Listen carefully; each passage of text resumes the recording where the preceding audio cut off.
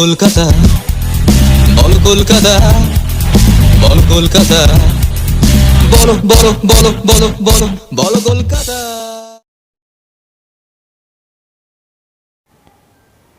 বলো কলকাতা থেকে আমি দুর্বা।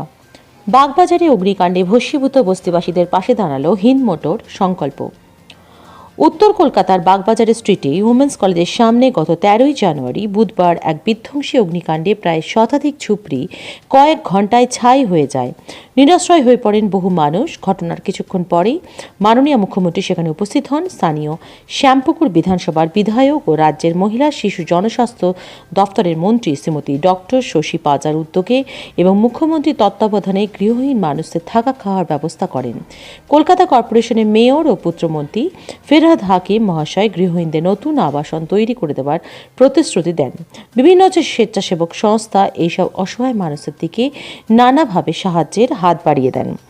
এদিন হিন্দ মোটরে সংকল্প বাগবাজারে উপস্থিত হয়ে শ্যামপুকুর থানার সহযোগিতায় এই অগ্নিকাণ্ডে সব হারানো মানুষদের জন্য কিছু শুকনো খাবার ও জামা কাপড় তুলে দেন।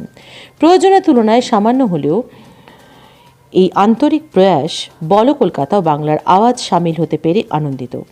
যাদের খবর কেউ করে না তাদের খুঁজে আনাই আমাদের লক্ষ্য। মানুষ মানুষের জন্য এই কথাটাকে মাথায় রেখে আগামী দিনে বলো কলকাতা ও বাংলার আওয়াজ কাজ করবে। কলকাতা থেকে জয়ন্ত চক্রবর্তীর রিপোর্ট, বলো কলকাতা। এখানে বাচ্চাদেরকে দেওয়া হলো এবং জামা কাপড় দেওয়া হলো, কেমন লাগলো? ভালো লাগলো, আমাদের পাশে এসে দাঁড়াতে আমাদের খুব ভালো লাগলো।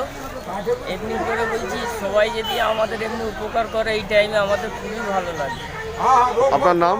শ্যামল মণ্ডল।